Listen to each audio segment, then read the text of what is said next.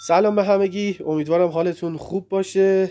اولین جلسه کارگاه سنگشناسی که قراره نمونه هایی که خیلی به اشتباه جمع میکنن بهتون نشون بدم که چیه و نمونه هایی که میشه باشون کارهای با کیفیت ساخت و فراوری شکار سنگ که ما میگیم مرحله مهمیه رو با همدیگه راجبش صحبت کنیم. بریم که این آشغالایی که همه از طبیعت جمع میکنن رو بهتون نشون بدم. خوش اومدیم به چنل جیم دیتابیس. من علیرضا پایدار. بریم که این آتش‌قالا رو بشناسیم. اینایی که خیلی‌ها جمع میکنن و دایرکت منو پاره کردن انقدر برام فرستادن. اولین نمونه این سنگ ژیپس و کلسیته که یه همچین حالتی داره و خیلی‌ها به اشتباه فکر میکنن که این یه سنگ قیمتیه به خاطر بلورایی که داره، اما سریع خورد میشه. یعنی با یه چیز تیز این تک بلورایی که مثلا این شکلی داره، یه نمونه دیگه هم اینجا گذاشتم و اصلا نمیشه باشون کاری ساخت چون حالت گچی هن این سنگا، یعنی خاکی سفید میده. با یه چیز تیز روش خط بکشی یا یه چیزی ضربه بزنی اینا میریزه و اصلا نمیشه هیچ کاری باشون کرد. تصور نکنید که این سنگا قیمتیه. و نمونه‌ای که خیلی برای من فرستادن این سنگ باریته که توی دیواره های رودخونه، حتی توی رودخونه های ایران ما از این سنگ زیاد داریم و تو دسته سنگ های قیمتی و نیمه قیمتی اصلا به حساب نمیاد.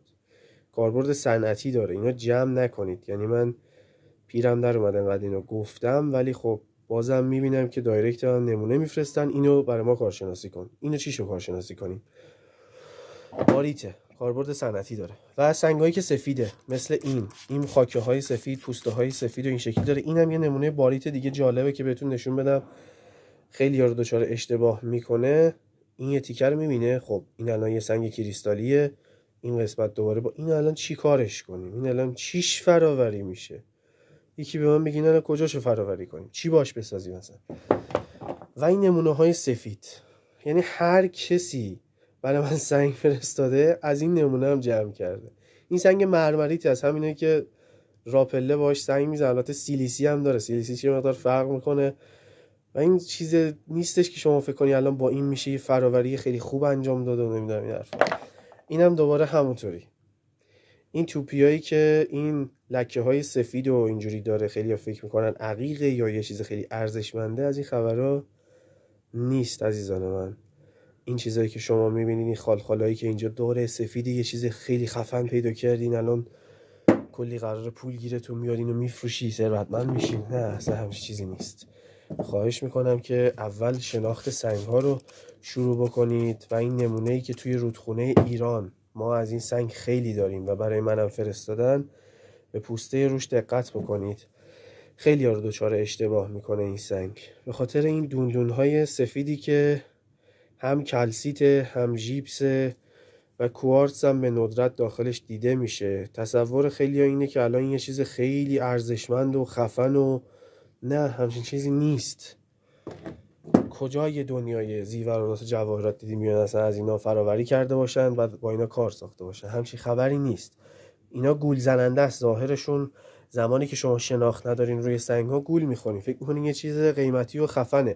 بعد تو این سنگ های سیاه مثل اینا رو برای ما میفرستن که اینا مثلا شهاب سنگه، بعد ما میگیم نیست، حالا ناراحت میشن، بحث میکنن یا یه حرفایی ما میزنن. اینجوری نیست داستان. اون شناخت سنگ رو حتما روش کار بکنید، سنگ ها رو بشناسید، مطالعه بکنید، عکس ببینید ازشون و حتی راجع به عقیق‌های بی‌کیفیت که شما اصلا توی طبیعت پیداش بکنید، ارزش فراوری نداره، اینم الان توضیح میدم. من خودم برای تهیه سنگ‌ها، حالا که طبیعتای مثلا جای مختلف رو رفتیم و برای شکار سنگ، من یه سری رو حتی از بچه‌های خراسان گرفتم. ببینید پوسته عقیق این شکلیه، به سبز میزنه و یک سری از عقیق‌های دیگه اینجوری به قرمزی میزنه و اینجوری مشخصه. اصلا سنگ عقیق گوشه هایش شکستگی ریز مثل این داره و نمونه‌ای هم که اسلایس کردم از این سلیمانی‌های زیبا که شکار خودم میتونید ببینید و این توپی عقیق که پوستش رو ببینید چقدر با اونا فرق میکنه. خیلی داستان با اونا متفاوت تره و گوشه هایش سنگ رو اصلا شما نگاه کنید مشخصه که این سنگ عقیقه. مثل این که روی لبش رو دقت بکنید یه همچین حالتیه. این سنگ عقیقه. اینه که ارزش فراوری داره. این توپیا رو ما میتونیم تراش بدیم، باشون کار بسازیم و میخوایم که یه سری آموزش‌ها رو شروع بکنیم و برای شما هم یه ایجاد انگیزه خوبی بشه که اگه دوست داشتین با سنگ‌های با کیفیت خوب کار کنید و اینا رو میتونید از بچه‌های خراسان تهیه بکنید. کیفیت‌های خیلی خوبی داره.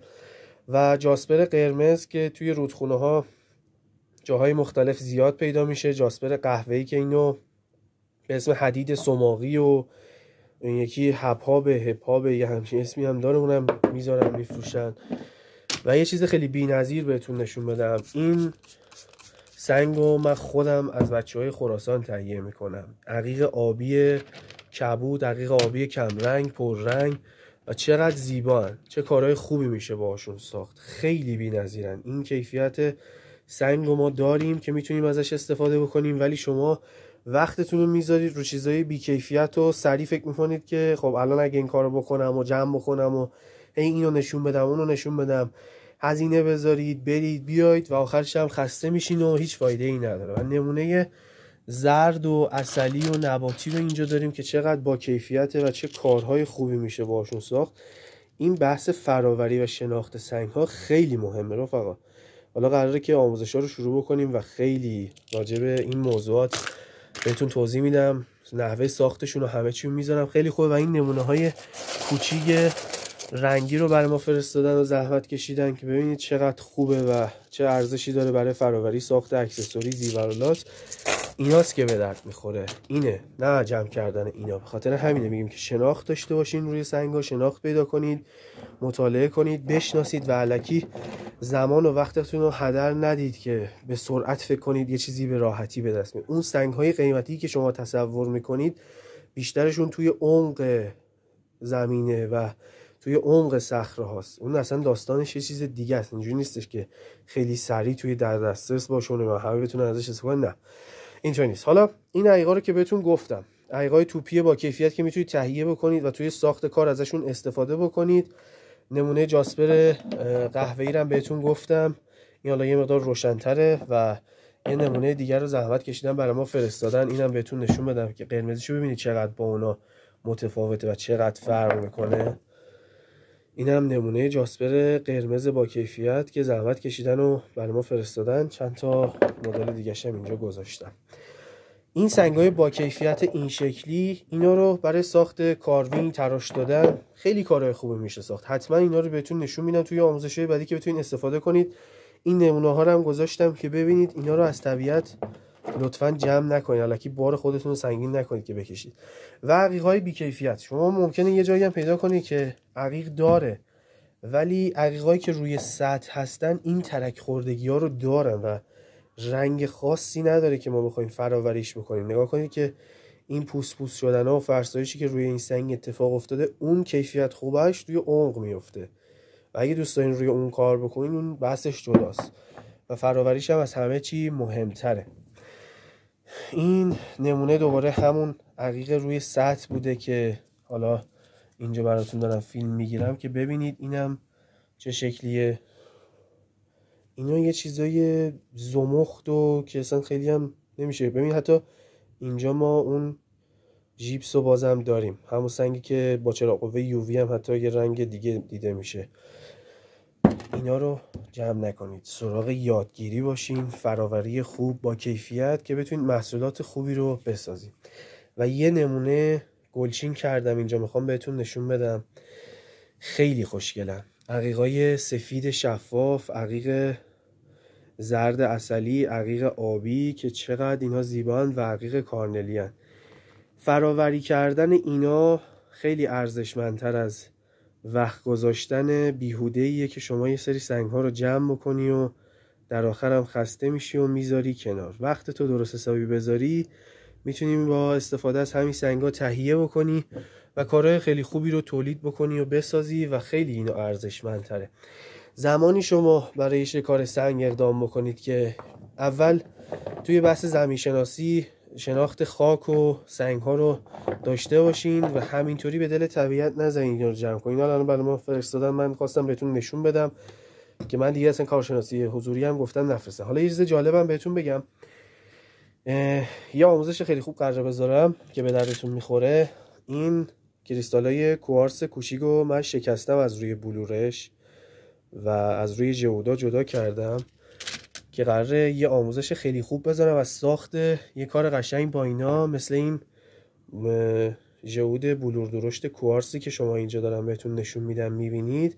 این تیکه همون بوده که شکستمش، داخل اون ریختم و مثل یه همچین بلورهایی که میخوام بهتون بگم که چطوری میتونید فراوریش بکنید و کارهای خیلی خوشگلی رو از این کوارتزهای شفاف بسازین و ازش نتیجه خوب بگیرید. این هم دوباره یه نمونه دیگه.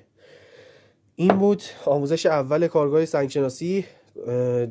توی پارت بعدی میخوام یه توضیحات دیگه ایرم راجع به سنگا بهتون بدم که خیلی مهمه تا اینجا داشته باشین. پس تصویر این سنگا و چهرهشون یادتون نره که اینا قیمتی به حساب نمیان. حتی این دقیقا وقتی پیدا میشه زمانی با ارزشی که شما وقت بذارین و روش کار بکنید. اون موقع است که میتونید یه فعالیت مفید داشته باشین و فروش محصولاتتون رو شروع بکنید و هنر و خلاقیت خودتون رو روی سنگ ها بذارین و با استفاده ازشون کارهای خیلی خوب بسازین. من یه دونه از اینایی که اینجا جدا کرده بودم و خیلی دوست داشتم. اینم پایان فیلم با این عقیق زیبای زرد عسلی که میخوایم با اینا یه کار خیلی خوشگل بسازیم و تو آموزش‌های بعدی برای ساخت اکسسوری و زیورالات بهتون میگم. خیلی دوست داشتنی.